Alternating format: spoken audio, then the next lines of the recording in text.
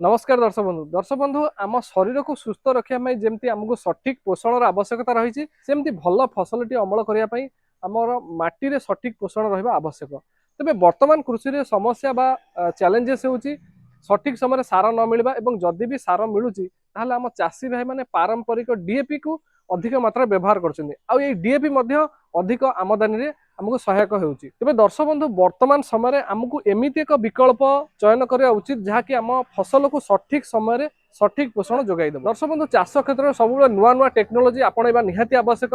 जेमती आम पूर्व बलदरे हल करुले वर्तमान समय आम ट्रैक्टर रे हल करुचे सेमती पारंपरिक डीएपी रो विकल्प भाव बाजार को आसी जाइए ग्रोमर नानो डीएपी जहाँकि नानो टेक्नोलोजी द्वारा आधारित एवं ये ग्रोमर नानो डीएपी को भारत में कोरोमंडल इंटरनेशनल लिमिटेड द्वारा प्रस्तुत करा जाउछि। दर्शक बंधु यही ग्रोमर नानो डीएपी रो 70 रु 80% कणिका गुड़िक 50 नानोमीटर छोट होइतिबा कारण गछ गुड़िक एहाकू अति शीघ्र शोषण करि पारन। दर्शक बंधु एहाकू स्प्रे करिवार 2 रु 4 घंटा मध्यरे एहार 95% पोषक तत्व गछर पत्र शोषित कर देइ थाए जहा फल गछ को सठिक समय सठिक पोषण मिलबारे सहायक हुए। दर्शक बंधु वर्तमान समय आपण माने भाबुथिबे आमे ए जो ग्रोमर नानो डीएपी को व्यवहार कले आमको कौन फलाफल मिले आम कहीं व्यवहार करवा।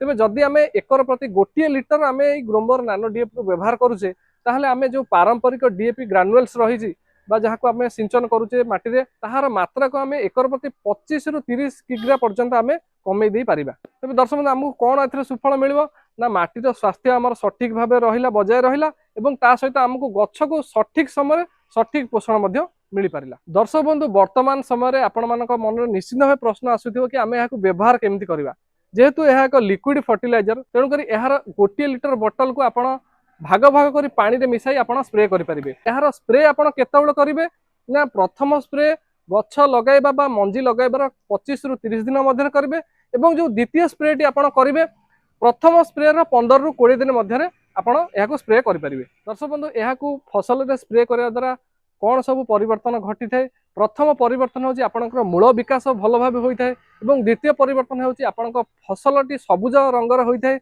एवं तृतीय होची आपनकर जदि मूल विकास घटिला पत्र सतेज रहिला ताहले आपनकर निश्चित भाव अमल वृद्धि होइथि। दर्शक बंधु सबुठु भल होची एहाकू व्यवहार करिबा मध्य सहज आपण माने एहाकू व्यवहार करी माटी को सुस्थ रखि परिबे एवं अमल मध्य अधिक करि परिबे। दर्शक बंधु आज भिडियोटी आपण माने देखुथिले कोरोमंडल इंटरनेशनल लिमिटेड द्वारा प्रस्तुत ग्रोमर नानो डीएपी संबंध में आलोचना करुथिले। ए ग्रोमर नानो डीएपी कौन आपण एहाकू किपरि व्यवहार करि परिबे एवं एहाकू व्यवहार करिबा द्वारा आपनक फसल एवं माटी केउ भली भाबे सुस्थ रहइबो से संबंध में आमे जानले। तेबे दर्शक बंधु आज ए स्पेशल भिडियोटी आपनको किपरि लागिला से संबंध में हम कमेंट बॉक्स में निश्चित जणाइबे।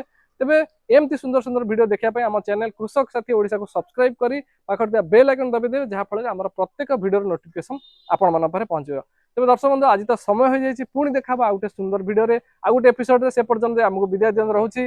नमस्कार, जय जगन्नाथ।